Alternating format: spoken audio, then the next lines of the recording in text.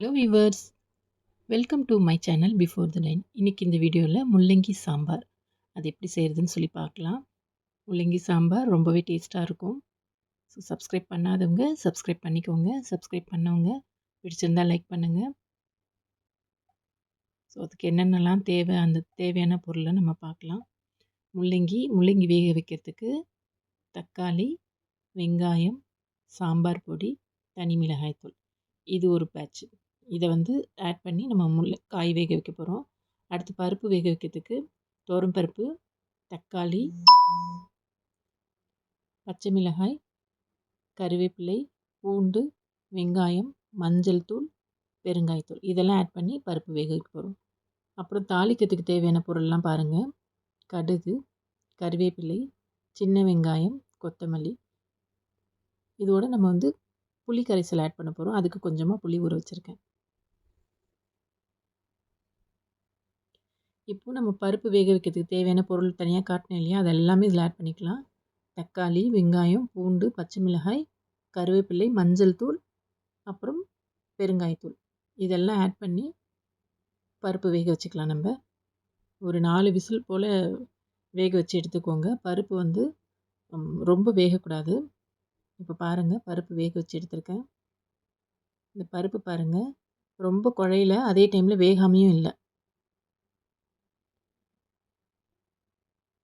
பருப்பு முழுசாக தெரியுது பார்த்திங்களா? இது கரண்டியால் மசிக்கும் போது அப்படியே மசிஞ்சிரும். இந்த பக்குவத்துக்கு வேக வச்சு எடுத்துக்கணும். அப்படியே கரண்டியால் லைட்டாக மசிச்சு விடுங்க. தக்காளி எப்போவுமே பருப்பு வேக வைக்கும் போது ஆட் பண்ணால் டேஸ்ட் நல்லாயிருக்கும். அதே டைமில் குட்டி குட்டியாக கட் பண்ணி வேக வைக்காதீங்க. ஒரு 4 துண்டாக கட் பண்ணி வேக வைக்கும் போது பருப்பும் ஈஸியாக வேகும்.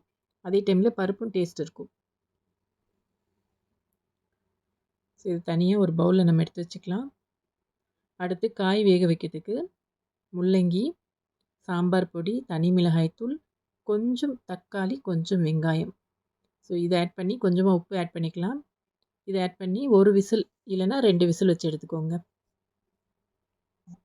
ஒரு விசிலே காய் ஓரளவு நல்லா வெந்துடும். நான் 2 விசில் வச்சுருக்கேன். நல்லா வெந்திருக்கு, அதே டைமில் குழையில. ஓகே, காய் அப்படியே முழுசாக இருக்குது. இதையுமே நம்ம ஒரு பவுலில் மாற்றி எடுத்துக்கலாம். முள்ளங்கி சாம்பாரை பொறுத்த வரைக்கும் அந்த முள்ளங்கி வெந்திருக்கணும். அதே டைமில் குழஞ்சும் போயிடக்கூடாது. அந்த மாதிரி எடுத்துக்கோங்க. அடுத்து ஸ்டவ் ஆன் பண்ணி பேன் வச்சுக்கலாம். தாளிக்கிறதுக்காக எண்ணெய் ஆட் பண்ணிக்கோங்க. தேவையான அளவு எண்ணெய் ஆட் பண்ணிக்கோங்க. இதோட கடுகு ஆட் பண்ணிக்கலாம். கடுகு நல்லா பொரியட்டும். பருப்பு தாளிக்கிறதுக்கு சின்ன வெங்காயம் தான் நம்ம ஆட் பண்ணுறோம். சின்ன வெங்காயம் கலர் மாறணும்னு இல்லை, ஓரளவு அப்படியே எண்ணெயிலே நல்லா குக்கானா நல்லாயிருக்கும். அந்த சின்ன வெங்காயம் முழுசாக இருக்கும்போது தான் அந்த சாம்பார் டேஸ்ட் நல்லாயிருக்கும். இதோட கருவேப்பிலை ஆட் பண்ணிக்கலாம். நல்லா வதக்கிக்கலாம். அந்த சின்ன வெங்காயம் ஒன்றும் பாதியமாக கட் பண்ணியிருக்கேன், ரொம்ப பொடிசாக கட் பண்ணல. அது எண்ணெயிலே நல்லா அழகாக குக் ஆகணும். குக் ஆனால் தான் அது டேஸ்ட் நல்லாயிருக்கும். பச்சையாக இருந்தால் நல்லா இருக்காது. அதே டைமில் கருகிடவும் கூடாது. இப்போ காய் வேக வச்சோம் இல்லையா, அதை இதில் ஆட் பண்ணிக்கலாம். கலந்து விடுங்க.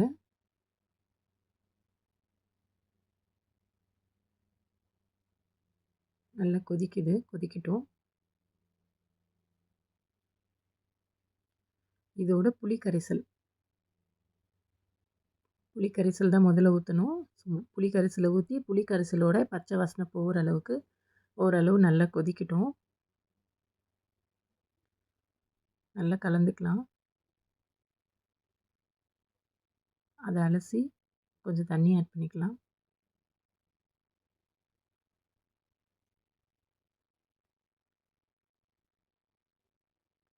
இப்போ நம்ம பருப்பு ஆட் பண்ணிக்கலாம். பருப்பு நல்லா திக்காக இருக்குது. இதுவும் அலசி கொஞ்சம் தண்ணி நம்ம ஆட் பண்ணிக்கலாம். நல்லா கலந்துக்கோங்க.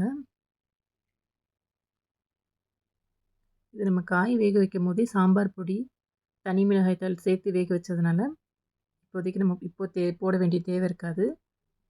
ஸோ அந்த பவுல் கழுவுன தண்ணியும் நம்ம இதோட ஆட் பண்ணிக்கலாம். இப்போ நல்லா கொதிக்கட்டும். அந்த காய், வேக வச்ச பருப்பு இதெல்லாம் நல்லா மிக்ஸ் ஆகி நல்லா கொதிக்கணும். நல்லா கொதிக்கட்டும்.